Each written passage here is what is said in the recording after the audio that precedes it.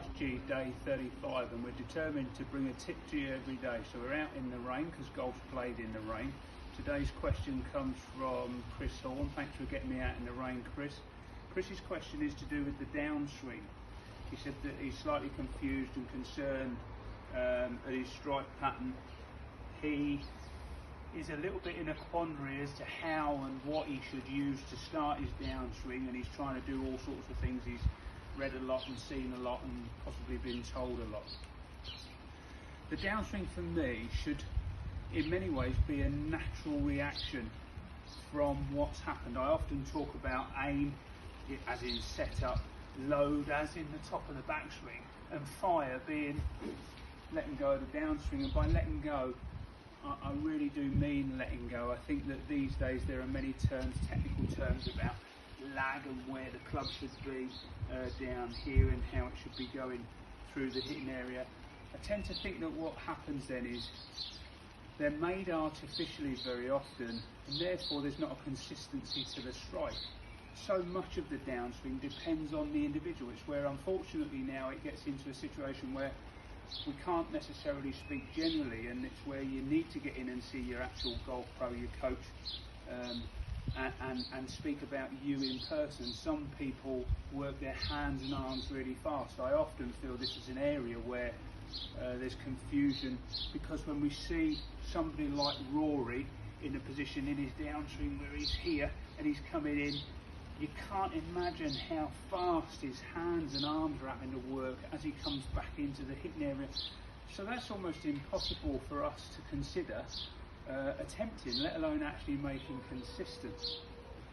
I often also say that a little bit like if we're calling it aim, load and fire, if you're the guy stood there with a bow and arrow, when you concentrate on setting yourself up and making yourself square to the target and getting everything lined up properly.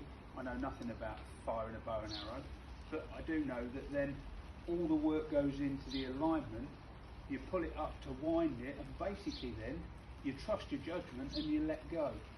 So Chris, to a certain extent, I'd be saying to you, you've got to try and just let go and unwind what you've wound and spent all the time getting into. I think that setup and backswing are things that we can really focus and concentrate on.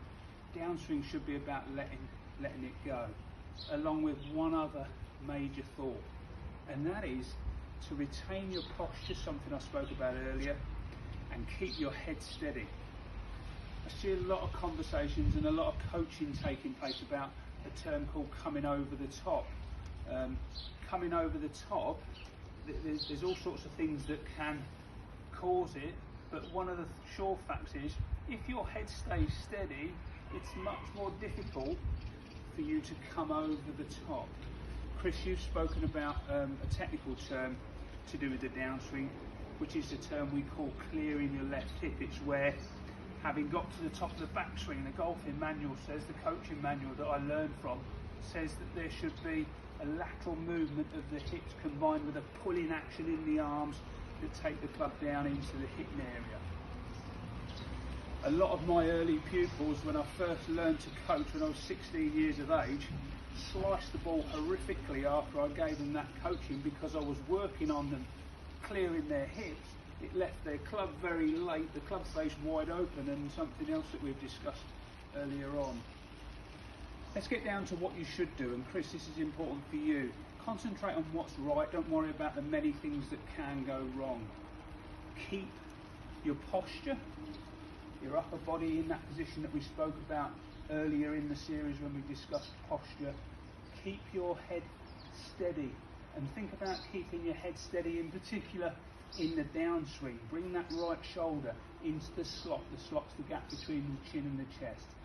Let your body try to work, your lower body try to work naturally through the impact area, and to help that take place, get back into swinging the club with your feet together.